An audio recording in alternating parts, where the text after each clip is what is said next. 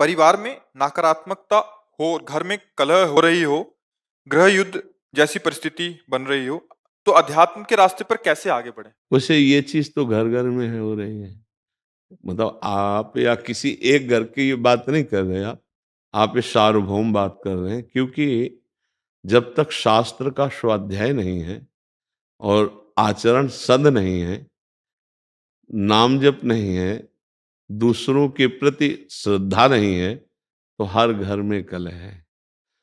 जवान बच्चे बूढ़े माता पिता का जो आदर होना चाहिए अनादर हो रहा है। कुछ बच्चों की मनोभावनाओं को रौंदा जा रहा है माता पिता के द्वारा। पिता भी ऐसे हैं जो पोषण करने वाली वृत्तियों में शोषण कर रहे हैं। तो कई जगह घूम करके अगर बुद्धि को देखा जाए तो धर्म विरुद्ध आचरणों के कारण हर घर में कलह हो रही है। कोई बिरला ऐसा घर होगा जिसमें प्रियता हो, पति पत्नी में प्रियता, पिता पुत्र में प्रियता, भाई भाई में प्रियता। कलह की प्रधानता होने के कारण ये सब अशांति में बदल रहा है। क्यों कलह क्यों होता है? क्योंकि अपनी मान्यता के अनुसार अपने को सुख भोगना है। जहां हमको अपने सुख में बाधा पड़ेगी वहीं कलह हो जाएगा। तो हमें लगता है कि जहां कलह हो वहां अपने को शांत करना सीखे, उनको शांत करने का उपाय करेगा तो क्रोध बढ़ जाएगा और कलह और बढ़ जाएगी। अगर हम अपने को शांत करना सीख लें तो शायद हम कलह से बच जाएं। कलह को तो नहीं हटा सकते क्योंकि बुद्धि अशुद्ध हो रही है। देखो कई बार हम प्रार्थना की है कि जो हमारे नवीन भाई बहन गंदे आचरणों में उतर रहे हैं, ये सदगृहस्थ नहीं बन पाएंगे। इसलिए नहीं बन पाएंगे कि हमारी जैसी वृत्ति होती है वैसे ही हमारी वृत्ति पुष्ट भी होती है। जैसे हम आज से शुरू किया 10 बार नाम जप करना, कल करेंगे 12 बार, 15 बार, 18 बार, और हम 2-4 महीने जपें तो अब बिना जप किए हमको अच्छा नहीं लगेगा। लगे ना? ऐसे हमने आज बॉयफ्रेंड बनाया, फिर उसको बॉयफ्रेंड बनाया, फिर उसको बनाया, या गर्लफ्रेंड बनाया, ब्रेकअप किया, ऐसा ऐसा। अब हमारी वृत्ति वो पुष्ट हो रही ना अनजाने में।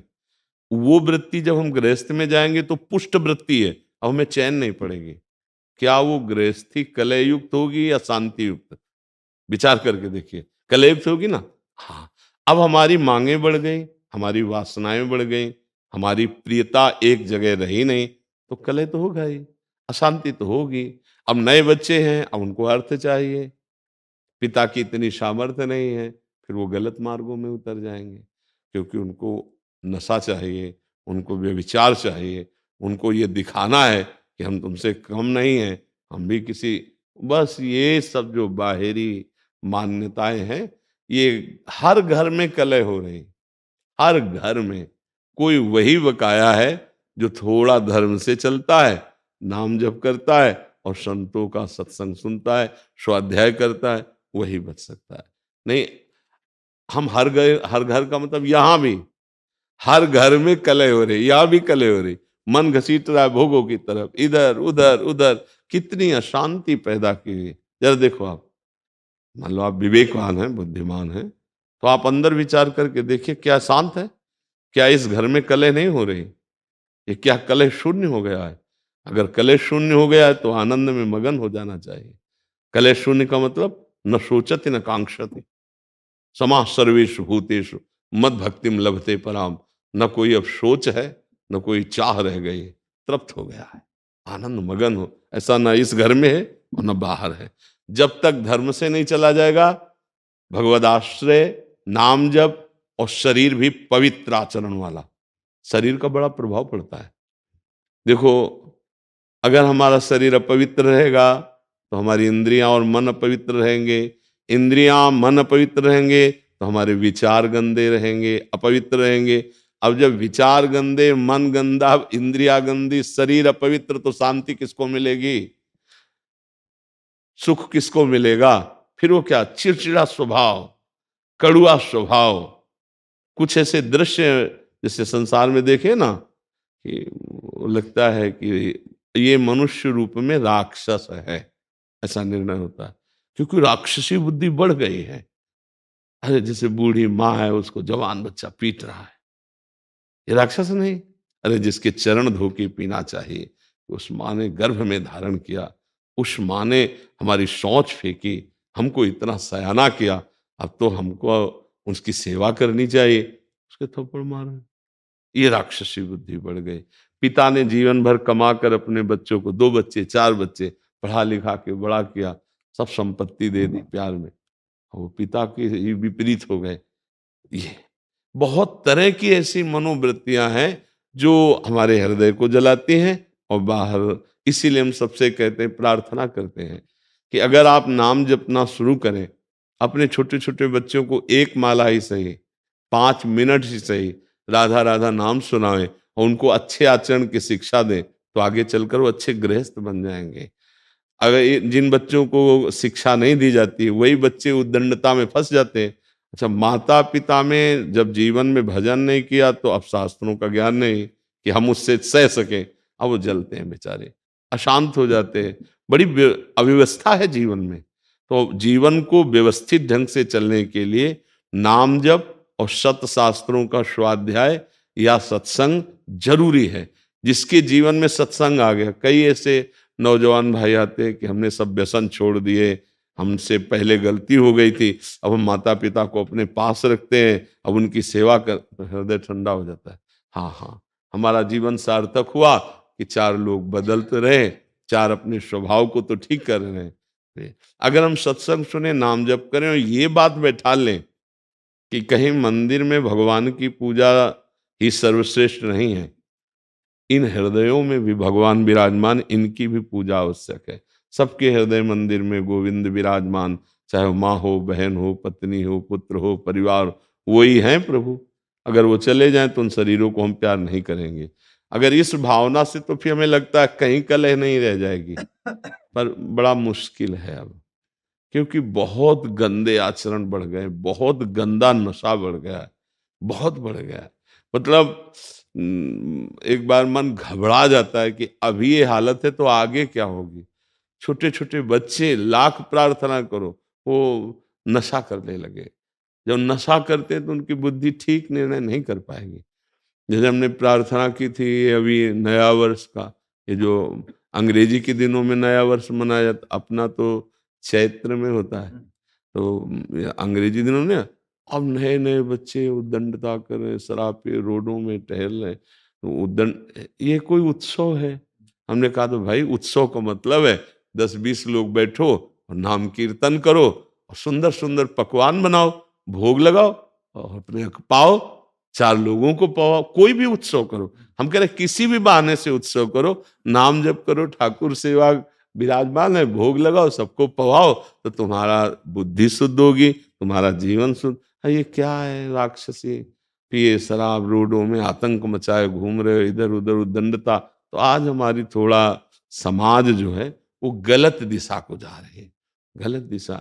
ये हम बाहरी लोगों का अनुकरण करने वाले भारतीय नहीं होते, हमारा अनुकरण करने वाले बाहरी लोग होते हैं।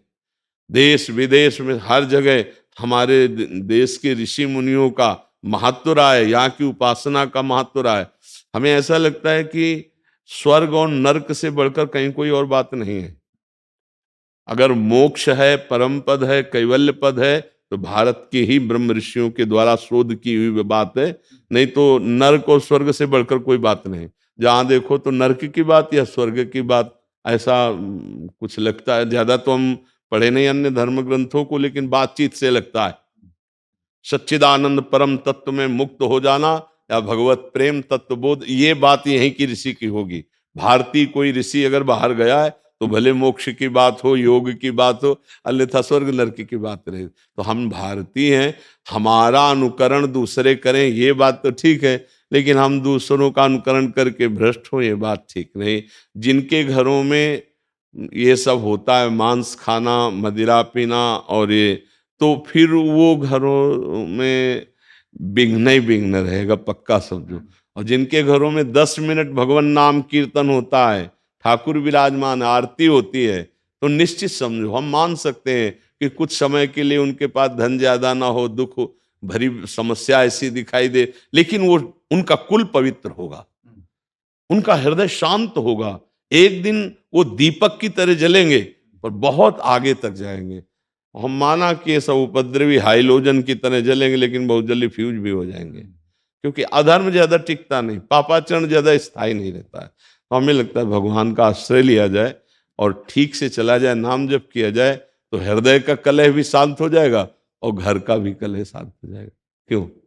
सर, मैं ये कहना चाह रहा हूँ कि मैंने परिवार बच्चों के लिए सब कुछ किया, नौकरी छोड़ दी परिवार बच्चों के लिए। 6 साल पहले नौकरी छोड़ दी, गवर्नमेंट जॉब था, छोड़ दिया, बच्चों की सेवा करने में लगा रहा। पर साल भर से 3-4 साल से घर में इतना कला, इतना मार पिटाई, हम ही को ही मारते पीटते रहते, हमने घर ही छोड़ दिया। हमने पत्नी बच्चों सब दिल्ली में हम छोड़ के यहाँ वृंदावन, केरला से आए हैं, वृंदावन में केरला में नौकरी करते थे, छोड़ दिए। और हम अब और कहीं प्रभु के सामने से और कहीं मुझे जाना भी नहीं। इतना मार पीटे, गला तक दबाया मेरा, इतनी बार दबाया गला, सब कुछ दे दिया उनको। ये केवल आपका विषय नहीं है, ये लाखों पिता का विषय है, लाखों लोगों का विषय है। तो मतलब पढ़ाया लिखा वो लोग नौकरी पा गए, वो लोग सब कुछ पा गए। वो वैसे हमने सब वर्णन कर दिया है, अभी अभी आपने सब सुना है कि सब। तो प्रभु आपका दुख नहीं है, लाखों का दुख है। वैसे बड़ी कृपा है आपके ऊपर, हम आपको बताएं, बड़ी कृपा है। इन्हीं में फंस के तुम्हारी दुर्गति हो जाती है। मैं यही सोच के मैं चला आया। हाँ, नहीं, हम जो बता रहे हैं आपके लिए पॉजिटिव, पुत्र में, पत्नी में, परिवार में, घर में, संपत्ति में, इसी में फंस करके जीव भगवान को भूल जाता है। तुम्हारे ऊपर बड़ी कृपा हुई। जिनको छोड़ना चाहिए था उन्होंने तुम्हें ठुकरा दिया। अब अगर राधा राधा जप पाओ और भगवान के आश्रित हो जाओ तो तुम्हारा जीवन सफल हो जाए। में मुझे नंगा छोड़ के चले आए, वहां पे लोग तिरुपति में। नहीं, आपको रोना नहीं, चप्पल भी थे, पैसे भी नहीं थे। नहीं, आपको रोना नहीं है, आपको हंसना है। संसार का दृश्य देख के हंसना है। ये देखो, इनको मैंने पुत्र माना, इनके लिए जीवन अर्पित किया। इसीलिए हम जब कहते हैं ना, कभी कभी कोई किसी का नहीं है, देखो एक पिता है, इसने क्या क्या नहीं अपने संतान के लिए की होगी। और सरकारी किस डिपार्टमेंट में, सीआईएस अपने पुलिस में इंस्पेक्टर थे। हाँ, तो आप विचार करो, आपने सब कुछ किया, इसके बाद परिणाम ये आया है, तो आपको अब चिंता नहीं करनी। एक डिपार्टमेंट है हरि शरणम, हरि शरणम, वो बहुत प्यार करते हैं, वो बहुत प्यार करते हैं। आप दुखी मत होइए, रोना मिट जाएगा यदि हरि को आपने से। हमें तो लगता बड़ी कृपा हो गई, सही बताए, बड़ी जहां से छूटना कठिन था उन लोगों ने ठुकरा दिया। पर मन की बुरी दशा ये है कि अगर इनसे हृदय से पूछा जाए कि आप क्या चाहोगे, तो ये कहेंगे यही आशीर्वाद दे दो कि बच्चे मुझे प्यार करने लगे, मुझे संसार प्यार कर ले। ये मन की अंदर छुपी हुई बात है कि एक बार मुझे फिर उस संसार में प्यार, नहीं तो अब रोने की जरूरत नहीं। ये जो रोए ना, अब रोने की जरूरत, तू बादशाह है, हे तेरा संसारिक कर्तव्य निपट गया, चल भगवान के मार्ग में। चौथी अवस्था है, वो सबका भरण पोषण करता है, वो भरण पोषण करने वाला है। देखो, भगवान का जब आश्रय लोगे ना, तो इन बातों पे तुम्हें हंसी आएगी एक दिन कि यार मैं कहाँ रो रहा था, कहाँ फंसा था। कितनी भगवान की हम पर कृपा है कि हमें जो छोड़ना था भगवान ने छुड़ा दिया। राधा राधा राधा राधा राधा राधा, बिल्कुल चिंता न करो।